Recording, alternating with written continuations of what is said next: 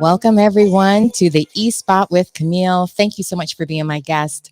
I'm excited today. We're having a good friend of mine here today. She is a certified tarot reader as well as astrologer, and she's going to share a lot about how she got started in the industry, what's it all about, and we'll even take some questions if we have any. Otherwise, she's all mine.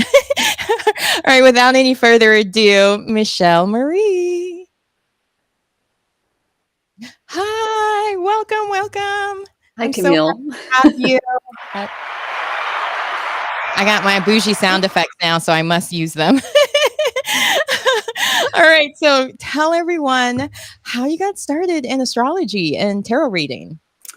Oh, goodness. Well, astrology started at a very young age. I was 9 years old. And like you, I grew up in a military family and I moved all over the place. So uh, I needed to kind of make friends wherever I was going. And that was my way in, was to just kind of ask people questions. And then they would tell me their birthday. I'm like, oh, you're a Capricorn. Oh, you're a Gemini. And that evolved into college. And I started working at a metaphysical clinic there and doing Western charts, Western astrology charts. I also do Eastern now. And Like the difference absolutely. a little bit, but I don't want to stop the story. So, Oh. Oh, so do I sound okay? yeah, you sound great. Okay. I was just Okay. saying you would have to explain more about Eastern, Western, the difference a Yes, little bit there's later, Vedic just because people astrology and don't know there's the Western difference. astrology. Yes, Mhm. exactly. And I mostly do Vedic now because you can get a lot deeper into a person's chart with Vedic astrology. Western is usually how I introduce someone to the idea of astrology. And Right. so I did Western charts in college and then just kind of carried it forward. Now I do Vedic astrology charts. I found a fabulous teacher. Her name is Komilla, and I've been taking courses with her. And I'm in my third year of certification this year. Absolutely love it. And it's just a great way to connect with people and help them. Oh, Karen, I love you. It's my sister-in-law. Yeah. Okay. But yeah, so it's a great way to connect with people, to kind of understand soul contracts, why we're here, what our karmic debts are, what it's basically joy to just the science of light. So it shows who a person is on a soul level, and you can go many divisions deep in what they're here to do on the earthly plane. So Okay. So, what was your process for studying to get certified? Like, there's so many different people out there who are like, I'm a tarot reader, I'm a astrologer. And you're like, how do you know the difference between someone like you who's certified as opposed to someone who's just says they are, but has, like you want to kind of have a gold standard with these kinds of things. You want to mhm, make sure you're seeing someone that's legit because mhm, astrology is not cheap either. So, mhm, and people are putting their life technically in your hands, or at least their future. So, mhm. what would you say is how you became certified, and also how people can tell the difference between a legit person to go to as opposed to someone who may be, did I put it nicely, posing, maybe? Oh, that's a wonderful question. Yeah. They are basically supported by world-renowned and well-known organizations. Like my teacher, I'm a part of the Kamala Vedic Academy of Science, Academy of Vedic Sciences, and I take classes through her. But she's also one of the primary chair of BAVA, which is the British Association of Vedic Astrology. She's supported at the Sedona Astrology Conference every year. She's a major teacher and speaker. She is well known throughout the astrology community. And in India, actually, they have PhDs in Vedic astrology. They have master's degrees in Vedic astrology because it's such an integral part of the culture. A lot of families will go to a Vedic astrologer before having their son or daughter married. Right. They'll go to a Vedic astrologer if a family member is dying and they have to prepare for the ceremonies that go along with that. They'll go to a Vedic astrologer if they're having a major health problem, because astrology is linked to Ayurveda. So there's a lot that goes into it. In fact, I'm taking an Ayurveda class right now, which links our past life karmas and our kosha, our physical kosha, and what we can expect physically to happen in our lifetime, and the timing that we can expect certain ailments and things to happen, and Ayurvedic techniques and herbs and gemstones and things that we can do to help remedy um, health issues. So it just goes in so many directions. There's many divisions within a Vedic chart. You can look at a Yeah. person's career. You can look at their gifts. You can look at their overall karmic bank balance, so to speak. So Mhm. for instance, if they're in the negative in their karmic bank balance, I'm like, okay, these are the remedies that you can do to increase that score in this lifetime, so that the next time that you're born, because it's based on reincarnation, you will have a stronger Mars or a stronger Jupiter or a stronger Venus, because all of those planets are a part of the matrix that form our unique personality, down from our bodies to our mental states, to our emotional states, to our soul. Oh, wow. So when you started studying it and so on, did you have any challenges with it all? I guess you're a Leo. Your cup just gave it away. my I Western, didn't my even have to Western use my psychic abilities for that one. Just kidding. I have like I feel like I have very strong intuition, but I would never say I'm a psychic in that sense. But were there any kickbacks or challenges as far as getting certified or different things that if someone's interested in pursuing it, what were some of the things that you had to overcome with that? Well, there's a lot of math involved, but it's Yeah. geometry. It's basically 10th grade math, or whenever you took your Well, geometry now class. it's like I took, fourth grade. okay, wow, okay. Oh, it's so much harder, or at least here. I don't, because even I was like, "What? You need a projector and all that in fourth grade?" And she did. So, Wow, yeah, they wow. were talking about vertices, and I had to Google that because we just called it lines and stuff, Hmm. or even I can't remember the different names of all the things, but yeah, it was a lot. So, no, they started a lot earlier. Oh, Yeah, wow. Okay. yeah, Well, I had geometry in 10th grade and I was really good at it. So it was something that I was able to just kind of step into. But if you understand angles, if you understand degrees, if you understand things on a more 3D scale, it helps. Uh, okay, and just kind of breaking through that barrier a little bit. For instance, right now in my head, I can see where the planets are, and then what those particular uh, aspects yeah, mean and what nakshatras they're in, etc. And that's kind of what I do on a daily basis on my social media channels. Is I outline all of the different astrological transits, where the planets are, what that means, the meaning behind them, because a lot of this science is 15,000 years old. right, So it's the ancient rishis who used to sit in perfect meditation when we didn't have all of these distractions and electronics and everything else. right. Were able to basically sit up in the Himalayas and just download knowledge based off of these astrological combinations that they saw in the sky. And it's been passed on since then. And the most Vedic astrologers now have taken that knowledge and that wisdom, that Vedic wisdom, and modernized it so that it can be applicable to today's average person. Yeah. So, I'm going to ask a little bit about how did you get your business started with it? Like did you ever do something first until it took off? Like what was that path like? Oh goodness. Well, I've worn a lot of hats. Mm. Haven't we all? Yes, and I know you have too. You have Yeah, the and most plus you gotta have incredible multiple streams apparently to make it big. So You do, you do. yeah, to There's get that stepping wealth. stones Yeah. to get there. A Mhm. friend of mine, his name is Monte Farber. He did a lot of side jobs and a lot of, extra work while he was doing karma cards, while he was developing his tools and, meeting Amy and doing all of those things. Right, yeah. I'm doing the same thing. You got the hustle going. And Yeah, I was a school teacher for about five years, okay. public school teacher. I taught high school.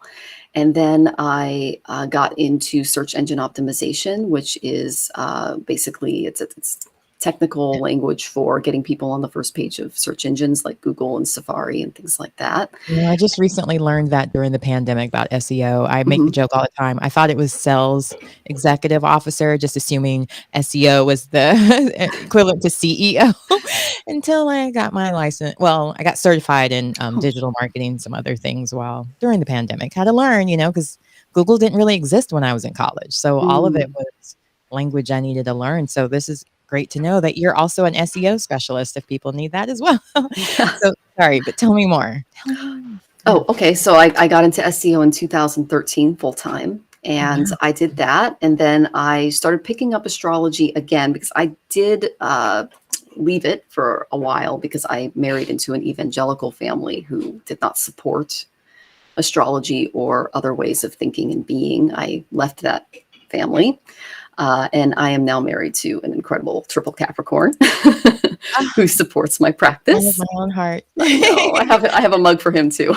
Although I usually don't like Capricorn men, but I'm sure he's great. Oh yeah, he's fabulous. And his Mars in Aquarius is pretty awesome. So I think you have the same sun to our Ashada. So Okay. Yeah, I mean, yeah. I know I'm sun in Capricorn, but I believe my moon's in Taurus. Hmm. Hmm. Yep. And I'm trying to think, what were we talking about? Oh, SEOs, different jobs you did. You Oh went from yes, no, I can't even say the word now, a but you search went engine from them optimization, to and them. then yeah. So now I did what I got back into doing Western charts. Just absolutely loved it. And then I had a few other crises Oh, happen in wait, my wait, wait. life. While we have the chance, can you explain a little bit the difference between Eastern and Western? Okay, so Vedic astrology is based on the exact conjunction of where the Earth is, like on its axis. So since Western astrology was formed, it was about 2,000 years ago. Uh, the measurements were just taken and solidified then, and it was based on the seasons. So we have the equinoxes, we have the solstices. It's based on seasonal alignments. That's Western astrology, and Vedic astrology is based on the mathematics of the sky in that time. It's a star-based constellation system. So the Earth's axis, since about 2,000 years ago, has rotated about 25 degrees. So there's about a 25-degree difference in the calculation between Vedic astrology and Western astrology, which is why when some people go, well, I thought I was a Leo, I'm a Cancer sun in Vedic astrology. And I go, Yeah. well, if we get into the nakshatras, we get into like your Aruda Lagna, we get into all of these other things, you'll start to see some of those Leo characteristics. But in Vedic astrology, you are in fact, Pushya instead of Maga, so there's a little bit difference in the math. But Vedic, you can go many divisions deep. I go 60 divisions deep in my practice, but you can go up to 108.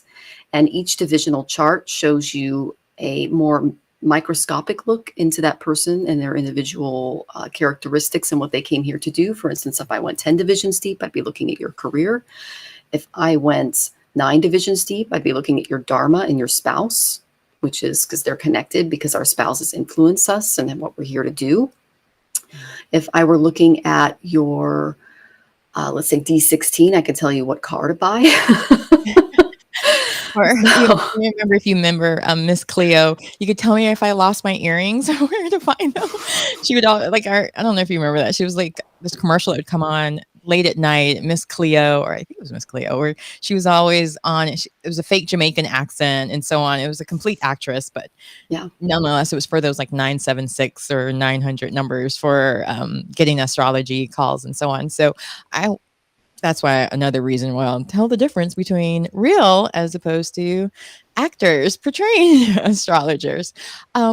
So when you started your career and started doing it and so on, what were who was like your ideal client, or what kind of clients do you want to work with or get the best out of it, I guess, in that sense too? Like, I know they have to be open to the experience, but also like, are there certain things that I know there's like, don't ask health questions when you're going to die, stuff like that. But are there Hmm. certain things that are like the most promising types of ways to make sure they get the most out of it? Because they're Well, going in the, they're asking the right questions, or is there a way to kind of navigate some of that? well, I don't turn people down. If they need help and they're looking for guidance, I get a lot of people asking me about their career, especially during the pandemic, because a lot of careers were uprooted. I have people ask me health questions, and I tell them, one, I'm not a medical professional or a doctor, but I can tell you what's going on in your chart, and you can go get checked up. And there's some Ayurvedic things that you can do, obviously, before taking any herbs or any remedial measures. You need to check in with your doctor. But the majority of people that come to me are people that are going through some kind of a crisis. It's either a health crisis, or it's a relationship crisis, or it's a monetary crisis, or they're having issues with their children, or having children, or fill in the blank. And so what I do is I look at their chart, I look at the divisional charts, which are the Vargas. I look at other aspects such as the yogic point, the Aruda Lagna, which is how other people see you. I look at just the areas in which they are struggling in, and I try to offer as much help and remedial measures as possible, because that's the whole point of Vedic astrology, is to help people maintain balance, because this is Right. a very difficult time in human existence, especially recently. And Absolutely. People need support. They need remedies. They need to kind of step back a little bit and spend time doing self-care. I recommend yoga asanas for a lot of clients. Those are different yogic poses that can help kind of free some of maybe the physical and mental anguish that's going on. There's mantra practice. There's something called pranayama, which is a yogic breathing technique that can kind of help with anxiety, especially if I see Rahu, which is a malefic shadow entity going over someone's moon. Say, okay, this is what's going on, and here's some remedial measures that you can take. And I meet people where they're at. For instance, if a person is a Christian or Catholic, I say, you can pray to the goddess, which would be Mother Mary in your case. If I have Indian clients, I go, you could pray to Mother Durga. If I have Jewish clients, I would tell them, go to rabbi and get some remedies from rabbi that can kind of help you calm and, do what you need to do. You've got to meet people where they're at spiritually, because in the Vedic sciences, we believe that all of us have what's called the inner Atman, or the God within, and we're all walking each other home, and we're all here to help each other. And there are many paths to God. And so I meet people where they're at, and I try to help them through that particular struggle or crisis. And again, I tell them I'm not a medical doctor and I'm not a licensed counselor, but I can tell you astrologically what's going on, and then maybe point you in the direction that you need to go. So if someone is going for their first time looking for astrology or want to reach out to you, how do they go about it? Well, I'm all over social media. Because I wonder how you figured that out, Miss SEO. Yeah. Yes. And so I'm trying to think. I'm on Instagram a lot. I post a video of the different Vedic transits that are going on every day. And I'm also on Facebook, and it's basically Astrological Tarot for everything. I'm on TikTok. I'm on Twitter. It's Astrological T because it cuts you off at that point. My website is astrologicaltarot.com. And I am certified. I do have degrees and certifications. So do you take people in person anymore, or just virtually now? It's just virtually so far, but I would meet with people in person. Like if they wanted to meet and sit down, we could do something like that. But because it is such a personal thing, it's like if you meet someone at a cafe or maybe in an office setting, they might like a little more of a private setting, because it's more of like a counseling session. So if I meet on Zoom or on a platform of their choice, they have a recording of it. They can go back and listen to it and kind of refer to it later if we meet digitally. And most people prefer that method. Okay. Now talk a little bit about the tarot cards, because you use many different kinds of tarot cards, and I love a certain one, my favorite, which is still, I believe, on back order, because I just love the artwork of it as well. I am not a tarot reader. Do not reach out to me, reach out to her or her, whichever way.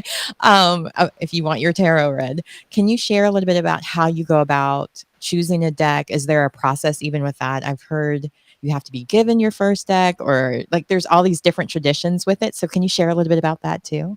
Well, I think everyone steps into tarot in a different way. And my first deck was actually gifted by my now husband. And I was going through a divorce at the time, and he was my best friend.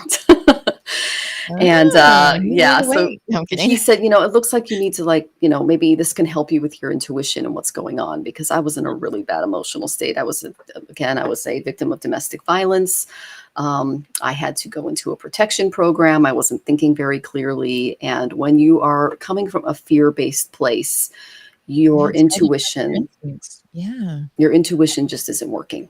And so I used the tarot. I took a bunch of classes, and I actually learned my first class was from a woman who was in the African-American community in my area. And she really helped me kind of get into, because I was actually living in a women's shelter at the time. And I liked the way that she delivered her messages. They were very straightforward. They were very, okay, this is what you need to do. She was very forward, and I really liked that about her. And I was not forward. That's kind of why I was in the situation that I was in. So there was a power to her that I really liked.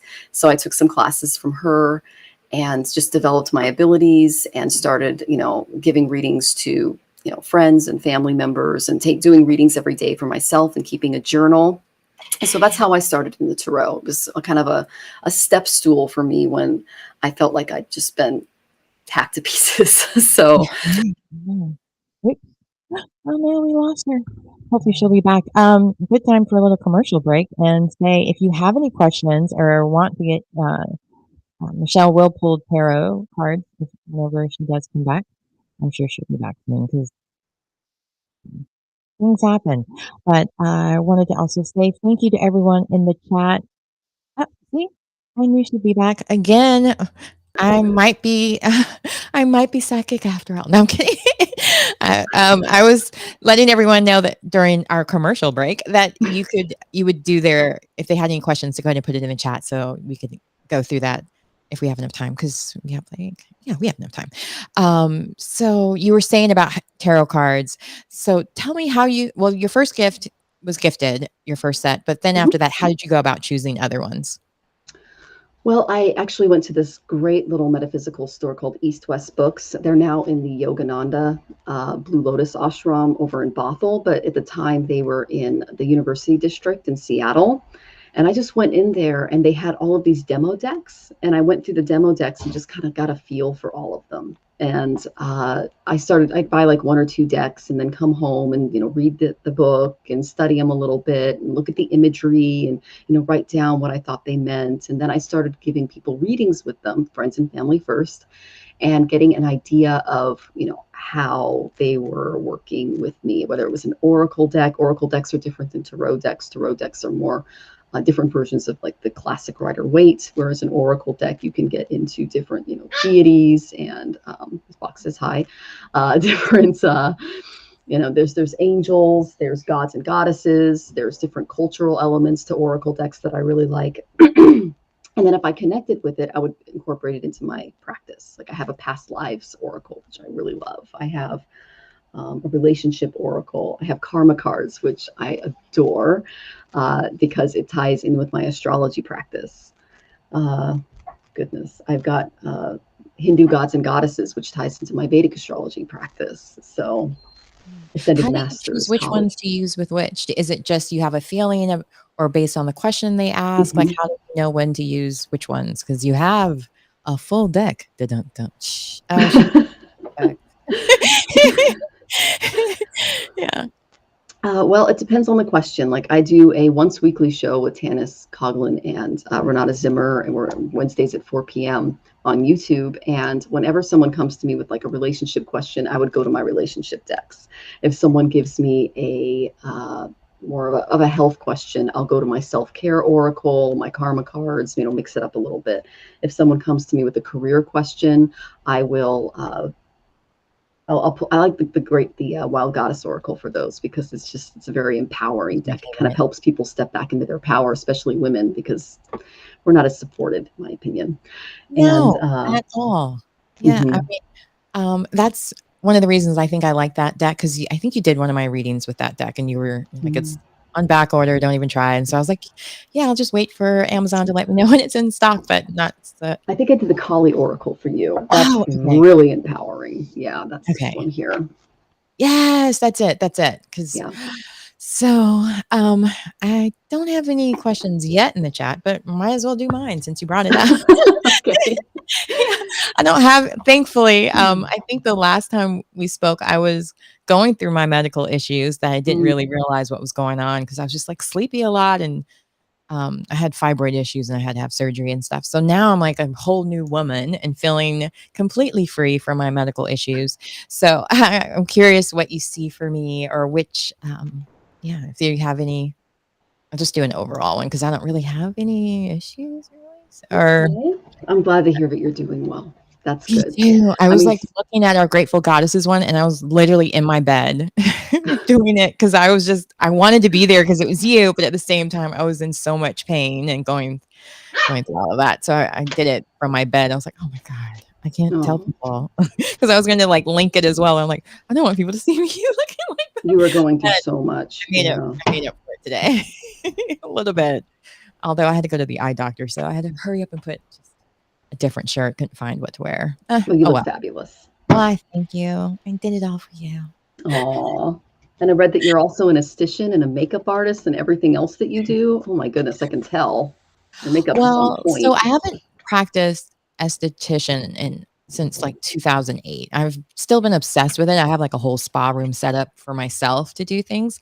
And then I was working still as a makeup artist for like commercial work, print work here and there until the pandemic actually. Um, and then of course I was doing radio and acting and commercials and so on. But I'm really excited about your show as well. I wanted to talk to you about that, but you kind of brought it up that it's on Wednesdays. But how did even that come about for you? Did you already know the other ladies beforehand, or did you meet them all with on the Oracle's show that's on Mondays on Jeff's network? I met them through, well, I'm trying to think. I think I met Tanis initially through Zula and then later through Grateful Goddesses. And Oh, that's okay. through the Pulver Network. And then I met Renata through Grateful Goddesses. So, Okay. and if anyone knows who that is, it's hosted by Karen Pulver. It's called Grateful Goddesses. You can go to pulver.com and Everybody join knows it us. because I Oh, talk about it because I'm on it. Yeah. yes. Right, right. And she's interviewed me. She's interviewed Camille. She's just a fabulous human being. We love Karen. Yeah. Yeah. Okay. So I did do a reading for you. And the first card I got from the Wild Goddess Oracle is the healer, of Ah, course. We were ah, just talking about healing. yeah. So you need to be healed from the effects of past traumas before things can be fully resolved to your liking. So even though you're doing pretty well here, there is still some anguish there because, mentally and emotionally, what you went through was a very difficult energy.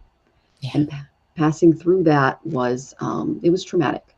So you need to take out some time for you and really focus on your mental and emotional health. That's what the healer is all about. And what I also got from Spirit is that you are going to be able to heal other women and open up the doors for more candid and open conversations about female related health. That's what I'm getting.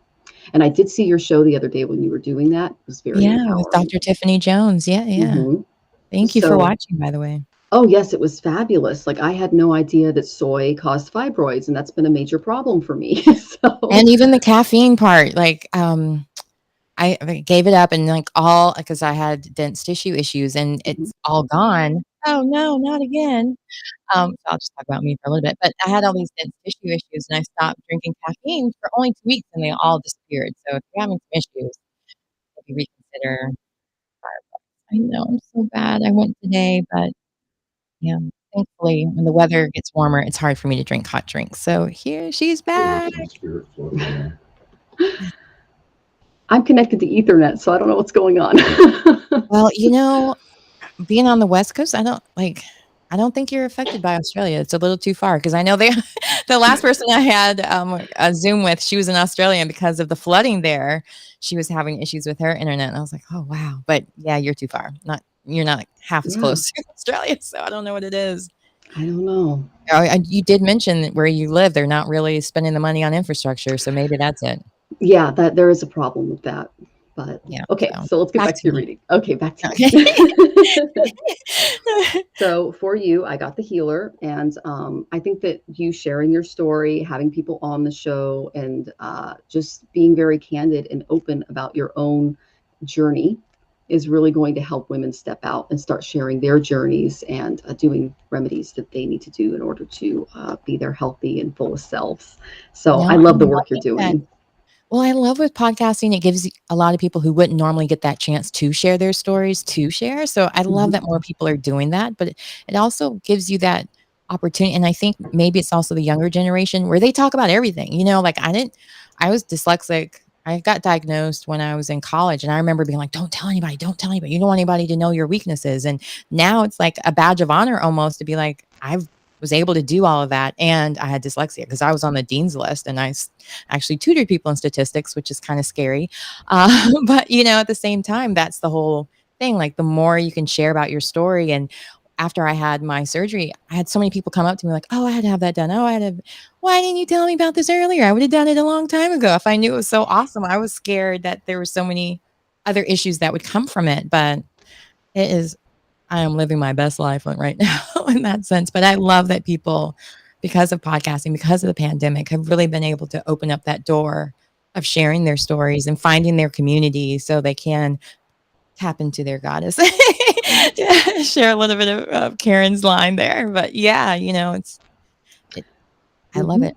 And I think that's why the healing goddess came up for you, because when you go through a life struggle, you turn it around and you use it to help the collective. Like I know that your sun nakshatra is in Uttara Ashada, represented by the mongoose, and the mongoose fights the snakes of life. It apprehends the venom. So you are not afraid to look at your issues, and whether they're health issues or relationship issues or societal issues, and look them square in the face and take them on fearlessly, and then use it to help the collective. Martin Luther King has your nakshatra. So he took his pain and everything that he was going through and he turned it around and he helped an entire nation. I would say even the world World, yeah, be a he was better, pretty global with yeah. it. But please So don't shoot me. so I want to that's the help, but I'm goddess not that came. dying for it. No, I do well, not want to be a martyr. well, none of us want to be a Since I work martyr. at the George Floyd Memorial Center, let that be close enough in that sense. Oh Yeah. goodness, yeah. So, And the yeah. work you're doing for the George Floyd Memorial Center is incredible. I love following you on social media. It's Oh, thank beautiful. you. So I did pull some self-care cards for you, Okay. and I I'm got all Nourish Your in. Temple. So looking into Ayurveda, looking into, I know you are, on high alert when it comes to your diet and what you're putting in your body after what you've been through.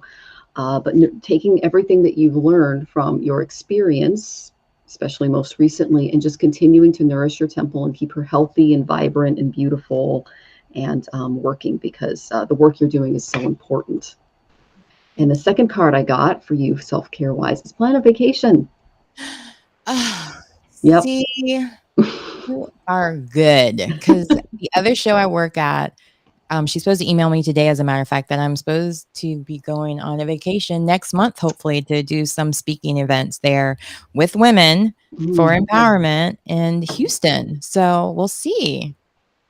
that's Hmm. amazing. That's I'm pretty excited awesome. about it already because I was supposed to speak at an event in May for Podfest, but because of the George Floyd Memorial Center, that's their weekend of enlightenment, which I Mm, should have known because May 25th was right there in the middle, and it's 27th and 28th that they're doing like a fundraiser event, and I'll be the virtual MC for that. So it's like I should have known better that they would end up having something that weekend. But so I'll be doing the week before, which will be a virtual week with Podfest, because that was going to be in Orlando. And I was like, yay, I get to take my daughter to Universal Studios. I was all oh, excited because we went to the one in LA. Yeah, in LA already. But we haven't gone to the Florida one. And everyone was like, that's even bigger. And I'm like, oh, I thought everything was bigger in California. So I'm really excited about possibly being at Houston next week with the Connect Network ladies. So that's wonderful. Well, Spirit's that's telling me make sure to have time for fun, spend time with your daughter, do the bonding stuff, because that's No, I'll really always bring her with exciting. me if I Oh, can. So I'm definitely planning on bringing her so we can get out and do some fun stuff together and share. oh, you're such a fabulous mother. That's wonderful. No, it's easy when you have one. And plus, that's the way my parents were. They always brought me along to things that they thought would inspire me or encourage me, whether it was on set with them while they were filming or different. Like, I remember going to this play about Avery Brooks it was a one man play where he was playing, gosh, I can't think of the guy's name. It was Robeson's, something Robeson. I can't think of the guy's name, but he was an actor and he was an activist as well. And it was just so powerful because at first I was like, I don't want to go. This sounds so boring. But we were also filming with Avery Brooks on his show. It was a Spencer for Hire um, not reboot, but it was based off of that. It was about him, a man called Hawk. And I was like, I see him 5 days a week and he's cool, but in a play, this is going to be so boring because normally sometimes a dark room and it's cold, even if it's an amazing show, after a while, my brain's like, take a nap when you can. Yeah, And you work I hard. kept the entire time like, give me more. And it was probably like 3 or 4 hours, and I could not take my eyes off of him. He was so amazing in that. So yeah, sorry, got off on a tangent Oh there. no, that's wonderful. But Wow. And so I pulled two more cards for you. okay. This is just a little warning. Uranus is in Taurus right now, so he's shaking up our financial systems. So I Ugh. got Uranus for you. Okay. So just what is going to come your way is for, like, I'm trying to think. Are you 42 yet? I'm 46. You're 46. Oh my gosh, you look so good. Okay, so you've already gone through Uranus opposition. Okay. So Yeah, 42 well, would I have been just when got he hit your Botox chart. for the first time a couple of weeks ago, so Yay. Paul Robinson. Thank you. Thank you, Karen. Thank Your sister-in-law is amazing. Oh, I love Um, her. I was going to post their comments later because I know how distracting that can be when you're on air. But thank you, Paul Robeson. There we go. Paul Sorry. Roberson, awesome. So I tell people, look at where Uranus is in your chart. So he would have really affected you at the age of 42. Oh, So just think about what was going yeah. on around that time in your life. I cannot believe you're 46 Oh, years old. yeah. Oh, yeah. And I got No. it in the second house of finances. Okay. So, something's going to be shaken up a little bit in that area. And it's to get you to think differently. And I think this is happening on a collective level as well, because we are moving into a new financial way of being and living. And it's, in my opinion, a good thing, because there are so many communities that are being marginalized and who aren't able to have access to the resources and funds that are available in the current more Pluto and Capricorn structure. As we move into Pluto and Aquarius, we're going to see a lot of shakeups, and Uranus and Taurus is going to bring those shakeups. So on a personal level, you might experience some of these shakeups, but it's to change the way that you look and feel and handle finances and money. Nope. So, I'm glad you're saying that because I've been thinking that because a lot of times people are like, oh, it's Black History Month. Let me find somebody Black. And they don't want to pay. Or, oh, it's Women's History Month. Let's find women to speak at our events. And they don't want to pay. But if it was a man, they would. Or if it was not mhm, a person of color, they would. So it's like now I'm like, no, you don't get to just use me for the fact that I'm intelligent, I'm mhm, articulate, and I speak out on a lot of different things without having at least unless it's like school related or something of that nature. I don't mind speaking at those events, but mhm, honorariums, honorariums, honorariums, honorariums, or gifting, or, like this is a lot of work to like do these kinds of things, do the research about whoever you're interviewing your guest or speaking about. And I definitely am one of those where I really want to find the numbers, the statistics, and really, give back evidence of that. And I'm like, I'm not going to just keep doing these things for free mhm, just so you have a diversity hire or look and you're mhm. not really paying for that anymore. Like, nope, I'm over it. So That's thank awesome. you for making sure that I stick to that because I'll feel so used after the fact or like all that time I spent or energy, especially when I was first getting started. But I felt like, I got to pay my dues. I really got to figure this out. But I've been doing this for 2 years. I've won awards for it. Like, I got Mhm. it's like pay up or leave me alone. Find somebody else that's willing to do it for free because I'm not that girl anymore. I'm not the You're business natural. I mean, girl this in is some, yeah. so yeah. Thank you for reconfirming that. Oh, you're welcome. Okay, and I think if I probably looked at your D10 chart, I'm guessing entertainment would be in there, speaking, using your speech to help the collective. So I really appreciate the time that you're taking with me and allowing me to be on your show. It's an absolute honor just to be here with you and to know you, because you're such an incredible human being. And I just love what you're doing for women and for minorities and for, amazing projects like the George Floyd Foundation. I mean, you're just so inspiring. Oh, I thank you. I have to say I'm luckily my parents grew me up. I grew up that way because they were always like, it's your responsibility to the world to give back. Like that's your human tax in that sense. We always volunteered. My dad was Mhm, part of SNCC, which was an organization to help.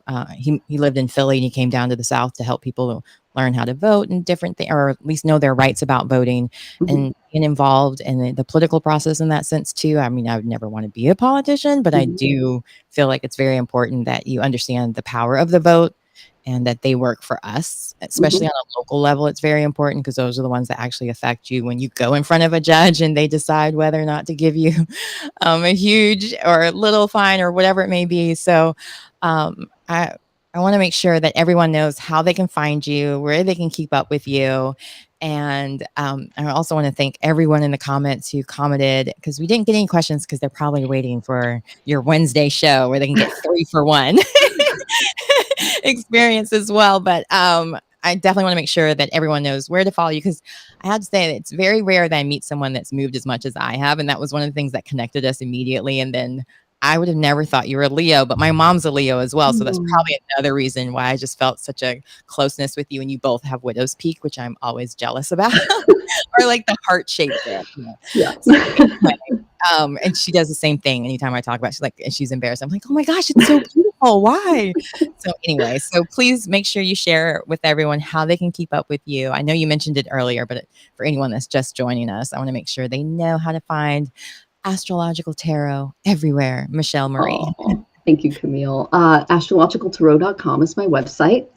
On Instagram and Facebook and Twitter, I am Astrological Tarot. I'm also now Astrological Tarot on TikTok. I'm with the kids now. And I'm Astrological T on Twitter because it cuts you off. And, I'm everywhere. Yep. Everywhere but here, because the internet is undefeated every time, every time. Well, on that note, if she does come back soon, we'll close out. But otherwise, thank you so much, everyone, for watching. Oh, yep, she's back. Okay. There we go. This is the only time this has ever happened, so I don't know what's going on. I'll have to look at my chart. Is Mercury in retrograde again? Because I was trying to avoid even airing during that because I had that, like, technology was just crazy that whole time. And it's close to spring when things start changing, but Oh, I never used this browser, so I don't know if that's it, but it's just, yeah. Anyway, so Chrome. Yeah, Astrological maybe Tarot. it's not updated. And it's mad. I don't know, but I'm not a tech genius, so I stay on my lane. Yep. See, there we go. All right. Well, thank you everyone for watching, for hanging out, especially Karen Phillips for helping me earlier with Paul Robinson, my good high school friend Danielle. Thanks for watching. I'm not going to butcher your name, but thank you for watching as well. And another person, I'm not going to butcher your name, but thank you so much for joining because I am dyslexic and everything kind of looks the same to me, or I just like skip over some consonants. So thank you all for watching. Make sure you do tune in on Wednesdays to watch Michelle Marie with the other two ladies she mentioned, which I'm also not going to butcher their names by accident. So again, thank you so much for watching. Thank you so much for joining me today. And was there any last thoughts you want to leave before maybe getting kicked out? I know. Thank you so much for your amazing skills in interviewing and for hosting me. It's truly an honor to be on your show, and I'm so thankful. Thank you so much. Anytime. I loved it. And thank you so much for also being my guest. I enjoy you so much, and I'm so glad you were able to work with me again, and we were able to do this interview, and I'm not in my bed doing on painkillers. So again, thanks again. Oh, and we got to show this one because I always flattery gets you everywhere, my dear. Well, again, thank you so much for joining. Thanks for watching. And make sure you tune in every week on Thursdays. I do have the E-Spot with Camille. And then on Fridays, not every Friday, but almost every Friday, I will have Filmmaker Friday, where I have different filmmakers or people that work in the entertainment who are going to be sharing their stories as well and giving out advice for other filmmakers that are interested in being either in front of the screen or behind the screen.